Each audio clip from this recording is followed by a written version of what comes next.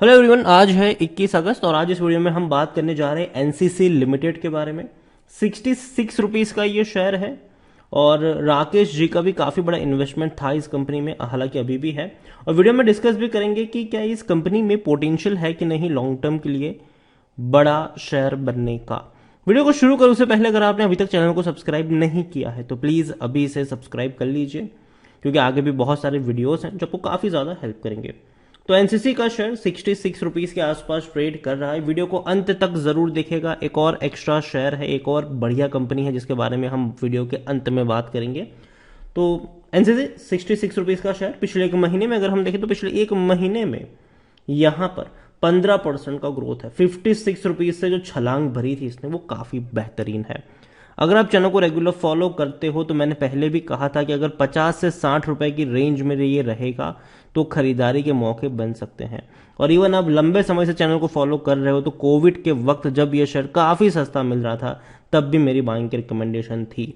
लेकिन जैसे ही इसने 75-80 के ऊपर का लेवल छुआ, मैंने कहा था कि अब मैं यहां से एग्जिट कर रहा हूं, अब मैं यहां पर एंट्री नहीं लूंगा तब तक जब तक ये मुझे वापस 55-60 रुपए की रेंज में नजर नहीं आता। बीच में ये आया भी था, 55 तक पहुंचा भी था, उससे भी नीचे गया था ये, लेकिन बढ़िया तेजी दिखा दी है और अब खरीदारी के मौके हैं। लेकिन जो बढ़िया मौका था वो निकल चुका हाथ से यहाँ पर, ठीक है। अब थोड़ा और करेक्शन का इंतजार करना पड़ेगा। यहाँ पर एक साल में 16% की गिरावट है, आप देख सकते, टूट रहा था तेजी आई, टूट रहा था तेजी आई। हो सकता है कि अभी थोड़ा सा और करेक्शन देखने को मिल जाए आपको आने वाले दिनों में। तो अभी इस लेवल पर मैं कहूँ कि खरीदारी मत करिए, लेकिन हाँ नीचे के लेवल पर कहां पर मौके बनेंगे वो भी हम बातचीत यहाँ पर जरूर करेंगे। 3 साल की अगर हम बात करें तो पिछले 3 साल में एनसीसी लिमिटेड के शेयर में तकरीबन 8.5% का ग्रोथ भी है। 16 रुपए का शेयर था। अगर आप मेरे चैनल को उसको देखेंगे प्रीवियसली भी, तो ये जब 17 पे था, 18 पे था, 19 पे था, 20 पे था, कई सारे वीडियोस थे मेरे की खरीदारी करो। लेकिन जैसे ही 70-75 के ऊपर निकला मैंने यहां पर कहा था कि अब मैं एंट्री नहीं लूंगा यहां पर। अब दोबारा मैं खरीदारी के मौके तब बनेंगे जब ये शेयर आपको ट्रेड करता नजर आएगा नीचे के लेवल की तरफ, क्योंकि इसका 10 साल का भी अगर आप ग्राफ देखोगे तो एक चीज पता चलेगी कि जब भी इसने बड़ा बाउंस बैक दिखाया है ये उतना ही ज्यादा करेक्शन इसने देखने को मिला भी है। आप देख सकते हैं कि बहुत बड़ी तेजी थी, फिर टूट गया, फिर तेजी आई, फिर टूट गया, फिर तेजी बनी, फिर ये टूट रहा है, ठीक है। थोड़ा बहुत और करेक्शन अभी आ सकता है, लेकिन उसके बाद ये ऊपर की तरफ जरूर जाएगा, क्योंकि पिछले 10 सालों में 150% का ग्रोथ है, जो कि कोई इतना अच्छा नहीं है। स्मॉल कैप शेयर है ये, 4188 करोड़ का इसका मार्केट कैप है। वॉल्यूम देखे तो काफी कम है, 45 लाख के आसपास का ही इसका वॉल्यूम देखने को मिल रहा है। और तो और इनके रेवेन्यू में तेजी हल्की सी है, लेकिन इनके प्रॉफिट में बहुत बड़ी गिरावट है। अगर हम बात करने जाए तो तकरीबन 5% की गिरावट पिछले क्वार्टर से कंपेयर करेंगे तो है, लेकिन पिछले साल से कंपेयर करेंगे तो रेवेन्यू डेफिनेटली इनके ज्यादा है। 3331 करोड़ का इनका जो रेवेन्यू है वो पिछले साल के मुकाबले अच्छा, लेकिन पिछले क्वार्टर के मुकाबले 5% की गिरावट है। लेकिन और ज्यादा गिरावट इनके प्रॉफिट्स में है। 130 करोड़ का इनका मुनाफा हुआ है, जो कि 46% कम है पिछले क्वार्टर से, क्योंकि पिछले क्वार्टर में 240 करोड़ से भी ज्यादा का इनका प्रॉफिट था। तो कम हुआ है इस बार इनका प्रॉफिट पिछले क्वार्टर के मुकाबले, लेकिन पिछले साल के मुकाबले ये ज्यादा है। लेकिन पिछले साल से मैं इसलिए कंपेयर नहीं करूंगा क्योंकि वो कोविड वाला काल था, ठीक है, वो कोविड वाला माहौल था, लेकिन इस बार वो माहौल नहीं है। तो भैया पिछले क्वार्टर्स का ही कंपैरिजन यहाँ पर बेस्ट रहता है। यहाँ पर अगर हम बात करने जाए एनसीसी को लेकर, एनसीसी लिमिटेड को लेकर, तो यहाँ पर 100% लोग according to Moneycontrol user कह रहे हैं कि खरीदारी करो, खरीदारी करो, खरीदारी करो।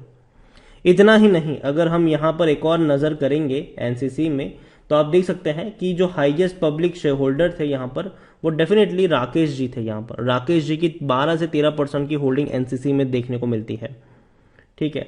और अगर आप इनके रेवेन्यू को देखोगे तो डेफिनेटली इनके रेवेन्यू टूट रहे थे, ठीक है, लेकिन 22 में 11,135 करोड़ का रेवेन्यू इसने कमाया, बढ़िया बाउंस बैक दिखाया। अभी भी इनके रेवेन्यू डेफिनेटली एक्सपेक्ट कर सकते हैं कि 12,000 करोड़ तक जा सकते हैं ये, या फिर उससे ऊपर भी जा सकते हैं। और जहां तक बात करें इनके प्रॉफिट्स की, तो प्रॉफिट टूट रहे थे, लेकिन बाद में 500 करोड़ का शानदार मुनाफा कमाया है। अभी भी इनका जो प्रॉफिट है वो उतना ही है जितना पिछले साल के पूरी एवरेज का था।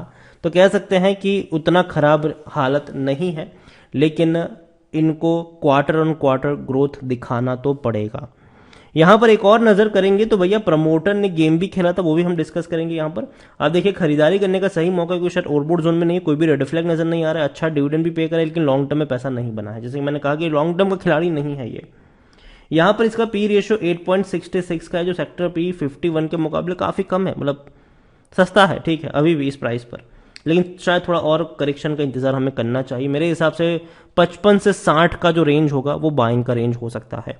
92% एनालिस्ट जो है वो खरीदारी करने की भी बात यहां पर कर रहे हैं। होल्डिंग की अगर हम बात करें, शेयर होल्डिंग की बात करें, तो 21.99% की होल्डिंग प्रमोटर के पास है।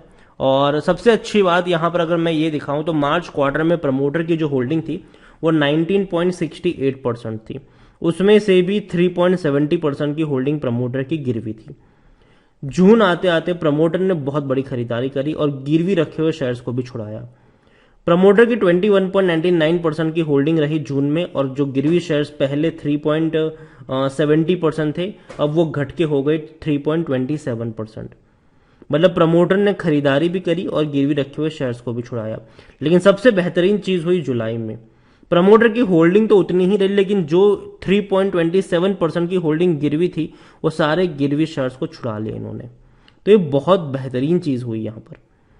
11.15% की होल्डिंग है म्यूचुअल फंड्स के पास, ठीक है। म्यूचुअल फंड के पास पहले 12.23% की होल्डिंग थी। डोमेस्टिक वालों की 0.03% की होल्डिंग 0.02 पर आ चुकी है, जबकि एफआईएल्स ने खरीदारी करी है। 8.89% की जो होल्डिंग थी वो इनकी 9.66 पर आ चुकी है। रिटेल वालों ने यहां पर बिकवाली करी है। 59.18% की जो होल्डिंग थी वो घट के 57.18% पर आ चुकी है। ओवरऑल मैं एनसीसी लिमिटेड को लेकर यही कहूंगा कि देखो कंपनी अच्छी है, लेकिन मैं इसको लॉन्ग टर्म के लिए इसको रिकमेंड नहीं करूंगा। जब भी नीचे की तरफ सस्ता होगा ये शेयर खरीदारी के मौके बनेंगे, खास करके 50 से 60 का जो रेंज होगा वो बाइंग का रेंज होगा, और जैसे ही वो 70-75 के रेंज पे जाएगा प्रॉफिट लेकर भागने वाले मौके बनेंगे वहां पर, तो वो भी आपकी नज़र यहाँ पर होनी चाहिए। अब राकेश जी के बाद इस कंपनी में किस तरीके के चेंजेस आएंगे ये तो कहना मुश्किल है, लेकिन यही कहेंगे कि कंपनी फंडामेंटली वीक तो नहीं है, लेकिन हाँ लॉन्ग टर्म के लिए प्रिफरेबल भी नहीं है। लॉन्ग टर्म के लिए प्रिफरेबल कंपनी अगर मेरे हिसाब से कोई है, खास अगर रियल एस्टेट सेक्टर में, तो एल&टी तो भैया एवरग्रीन है। उसके अलावा एक और कंपनी भी है जिसने अभी तक आग नहीं पकड़ी है, और वो है प्रेस्टीज एस्टेट प्रोजेक्ट। यहां पर अगर आप देखोगे तो एक महीने में इसने बहुत, कह सकते हैं कि 2% का ग्रोथ है, लेकिन 413 से 450 तक भी पहुंचा था, उससे ऊपर ही गया था ये।